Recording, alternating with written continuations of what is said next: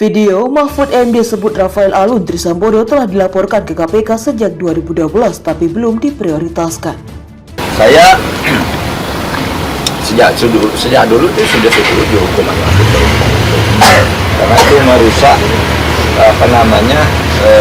nadi aliran darah sebuah bangsa itu ya dirusak oleh koruptor itu, sehingga saya memang kalau koruptornya serius dengan jumlah besar, baik karena greedy gitu ya saya setuju hukuman mati. Dan sebenarnya kan sudah ada ancaman hukuman mati ya, koruptor itu bisa dijatuhi hukuman mati kalau banyak tantangan ketika ingin menuntut pidana mati ya. Kenapa? Karena misalnya dalam konteks pengembalian kerugian keuangan negara, misalnya ada satu harta hasil kejahatan korupsi yang telah dilarikan ke luar negeri, dan jika harta itu ditempatkan di negara-negara yang menolak hukuman mati, maka akan ada kesulitan bagi Indonesia untuk memulangkan harta-harta hasil kejahatan tersebut jika Indonesia menerapkan pidana mati. Jadi memang banyak aspek yang harus dipertimbangkan.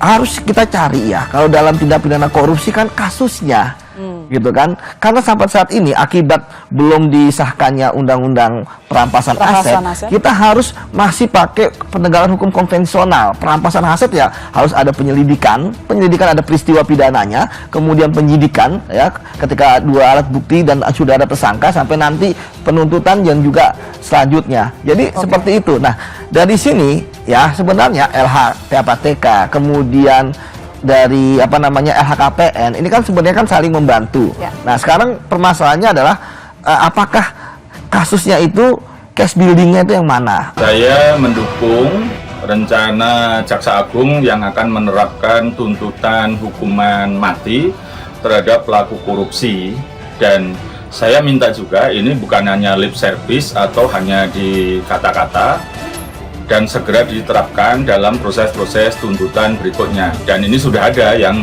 di depan mata. Hukuman mati itu bisa dijatuhkan, bisa diancamkan jika korupsi itu terjadi dalam kondisi bencana alam nasional, pengulangan atau residivis, dan yang ketiga adalah dalam kondisi krisis keuangan atau krisis moneter. 10 tahun lalu sudah kami laporkan, tapi di KPK tidak ditindaklanjuti. Baru itu saya telepon KPK, ini ada laporan dulu sebelum saya jadi Menko Polhukam. Jadi saya baru tahu juga sesudah ada peristiwa kriminal itu bahwa si Rafael ini hartanya mencurigakan. Maka saya suruh periksa. Selama bertahun-tahun bekerja, saya tahu dan saya hakul yakin jajaran baik pegawai pajak, bea cukai, perbendaraan, kekayaan negara yang ada di kantor pusat, mayoritas Anda semuanya ini adalah pekerja yang betul-betul dedikasinya tinggi. Yang bersangkutan ini melaporkan di LHKPN-nya punya saham di 6 perusahaan. Itu ada disebut nama perusahaannya apa saja, dan 2 dari itu punya yang di Minahasa Utara, perumahan.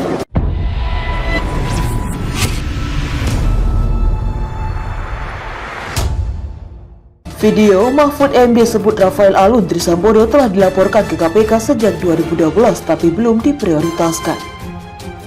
Menteri Koordinator Bidang Politik Hukum dan Keamanan Republik Indonesia Mahfud MD ikut bersuara mengenai kasus harta kekayaan Rafael Alun Trisambodo. Menurutnya Rafael sudah dilaporkan ke KPK sejak 2012 tapi belum dapat prioritas dari KPK. Ia berharap kasus ini segera dibuka di publik.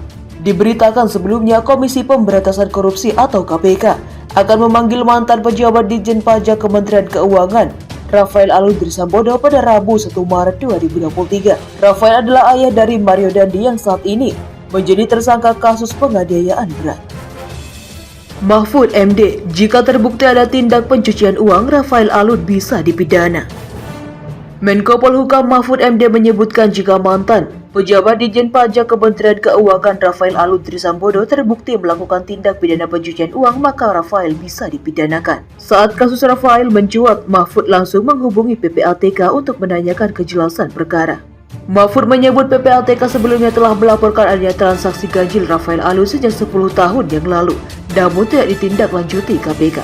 Mahfud menilai TPPU merupakan tindak pidana yang lebih serius dari korupsi.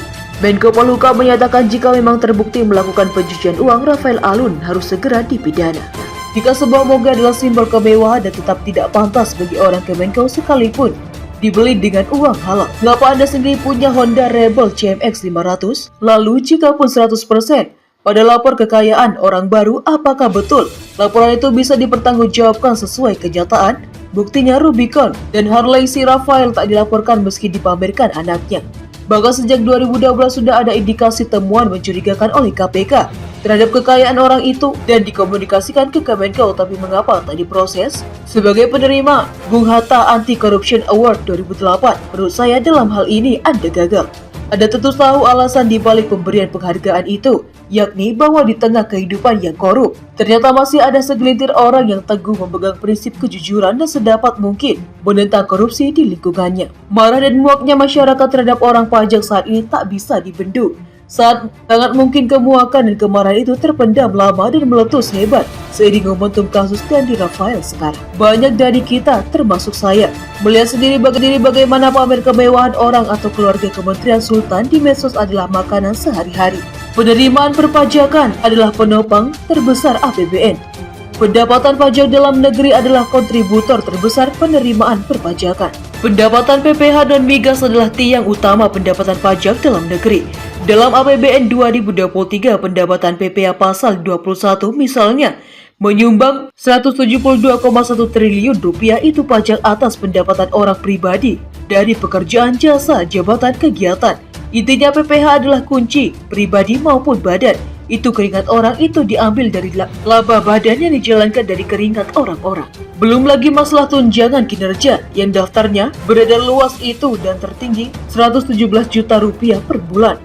Tukin dihitung berdasarkan capaian organisasi dan pribadi dari target penerimaan pajak. Diatur lewat Perpres terbaru adalah Perpres 96 2017. Di situ bahkan diatur bahwa Tukin bisa dibayarkan lebih besar maksimal 30% dari angka yang tercantum dalam lampiran Perpres sebelumnya atau Perpres 37 2015. Taruhlah semua gaji dan tunjangan resmi itu full dibayarkan. Tetap tak masuk akal bagaimana bisa eselon 3 macam Rafael itu punya harta 56 miliar rupiah dari bekerja sebagai PNS. Bahkan menurut saya sekarang saat yang tepat bukan hanya bagi Dirjen Pajak untuk menjelaskan asal-usul harta yang dia miliki, tapi berlakukan juga kepada semua petinggi Kemenkeu. Harta Menkeu 58 miliar rupiah, Wamenkeu 78 miliar rupiah, Dirjen Anggaran 25 miliar rupiah, Dirjen Kekayaan Negara 53 miliar rupiah, dan seterusnya. Kita tak perlu menuduh bahwa itu semua dari sumber yang haram, tetapi minimal beritahu rakyat cara mainnya.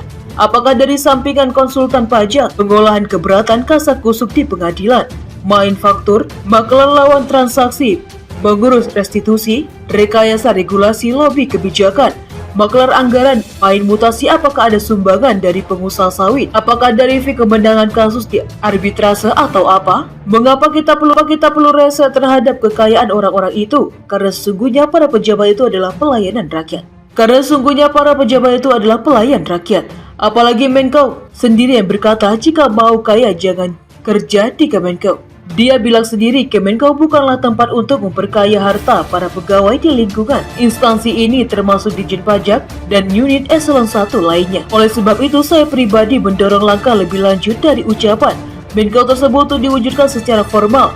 Kaul kemiskinan perlu diterapkan di lingkungan Kementerian Sultan itu. Apakah itu kaul kemiskinan secara filosofis bisa ditanyakan kepada staf khusus Menkeu yang sekolah filsafat itu.